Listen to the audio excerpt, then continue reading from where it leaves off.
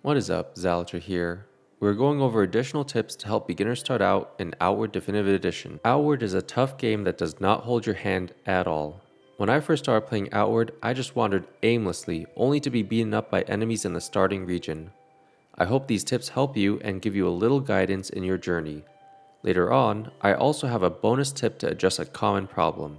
Now, let's get on to the tips. I'll start out with a problem that plagued me when I first started playing, which is getting a cold when exploring the Chersonese in the winter. Getting a cold is really annoying because it decreases your stamina regeneration, which limits the amount of time you can run to your next destination. I had no idea how to get rid of the cold disease when I started playing, so I just ignored it, only to find out that it can progress to an acute cold, which further decreases stamina regeneration. An easy way to eliminate the cold disease is to sleep in the lighthouse. Depending on how long you sleep, it can recede, in which case the disease will eventually go away on its own, or it can be cured altogether and disappear. Another problem that I had was that I was just having difficulty fighting enemies. At first, I was just trying to beat up enemies with my melee weapon and finding that my strategy was failing. Using beginner skills, free skills that every new character starts out with, can help, particularly push kick and throw lantern. For beginner players with limited resources, I think that push kick and throw lantern are great skills that can change the course of a fight. Push kick deals decent impact damage, which can help stagger enemies, leading to them falling and getting wrecked on the ground, while throw lantern can give you easy access to elemental damage and it inflicts a damage over time on enemies. There is no equipment requirement for push kick, and throw lantern only needs an equipped lantern, which can be bought for a few silver at the merchant in Cierzo. To piggyback a little on the previous tip, the next tip is to make the most of the skill hotbar. This lets you use skills conveniently at the press of a button. You can put either items or skills in the hotbar to easily use skills or equip/unequip equipment in your inventory. For example, we can place the push kick skill in the hotbar for easy access to kick enemies while fighting. In addition, we can place an old lantern and the throw lantern skill in the skill hotbar so that we can equip the old lanterns and throw them easily without having to go into our inventory tab. Continuing on with combat tips, we have a tip to take advantage of enemy weaknesses. After playing for some time, you'll figure out what damage types enemies seem to be weak to. This can be seen with a red glowy flash on their health bar when dealing a damage type that the enemy is weak against. After finding out what the enemy is weak to, you can use different rags or varnishes to provide yourself with additional damage that the enemy is weak to. Taking advantage of enemy weaknesses is a core strategy to combat success in Outward. The next tip is to be careful of traps and hidden enemies. In the starting region, there are pretty much only a couple hidden enemies that are not in commonly explored areas, but there are multiple spike traps that will mess you up if you step on them. Not only do they deal damage by themselves, but they also inflict bleeding, causing significant damage over time. In other regions, there are multiple hidden enemies. These tend to be the different rock mantises and variants. Oftentimes, they'll look like little clumps on the ground and are easily missed if you haven't seen them before, aren't paying too much attention while running around the map, or running around a corner. Although this game isn't a horror game, I'll be honest and say that I have experienced multiple jump scares.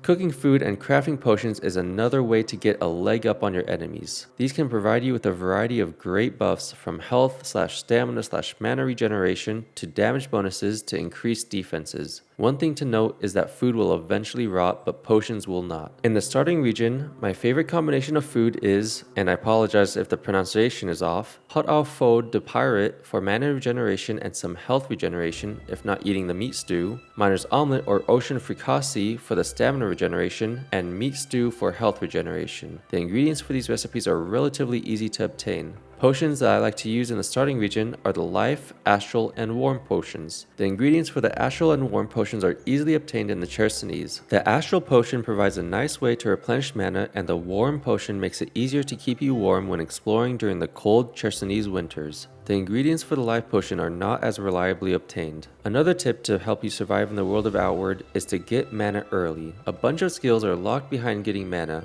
and these skills range from attacks to destabilize, debuff, or destroy enemies, boons that provide additional offensive and defensive buffs, and weather defense to allow you to have an easier time exploring the world of RI. Piggybacking on the previous tip, this next tip is to not invest too much into mana. In Outward, acquiring mana comes with a trade-off. For every point you invest into getting mana, your maximum mana increases by 20 and your maximum health and stamina decrease by 5 each. This increase in maximum mana and decrease in maximum health and stamina are permanent, and you cannot trade back the mana for more health and stamina. However, you can always go back and trade more health and stamina for mana if you find out that you need more. In Outward, there are multiple different armor sets. These armor sets often have a theme that influences their focus on certain elements, often neglecting other elements. This leads us to the next tip, which is to mix and match armor pieces from different sets. This will help prevent you from being over-defended against a single element and provide you with a more balanced defense,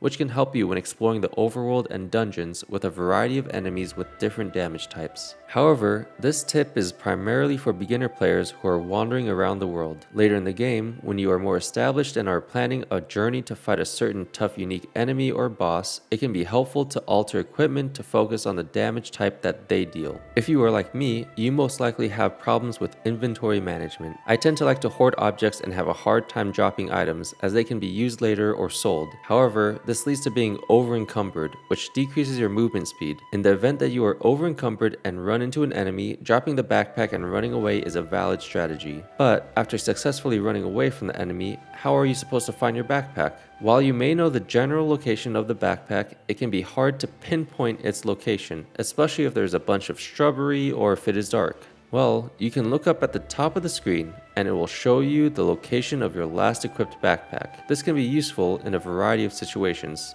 not only the example that I provided. A common problem that I hear people have with Outward is that they feel like they are just wasting a lot of time walking around the maps to get to their destination. While I can understand their argument, I think that they are not taking advantage of all the things in the game and or are not planning their journey very well. A journey should have some planning to avoid running from one side of the map to another without any significant benefit obtained. In addition, there are many things to harvest or mine as well as enemies with loot to fight along the way, which can be used to craft potions, make food, or simply make money in order to power yourself up. Finally, this is my own opinion, but I think the world, especially the Chersonese, has great scenery, and I am a big fan of the music, both of which make walking around the world much more enjoyable. Those were additional tips to help you start out in Outward. I hope you found them helpful. If you are still struggling and want some more tips, click on the info card for another video with tips to help you out. Otherwise, I'll see you later.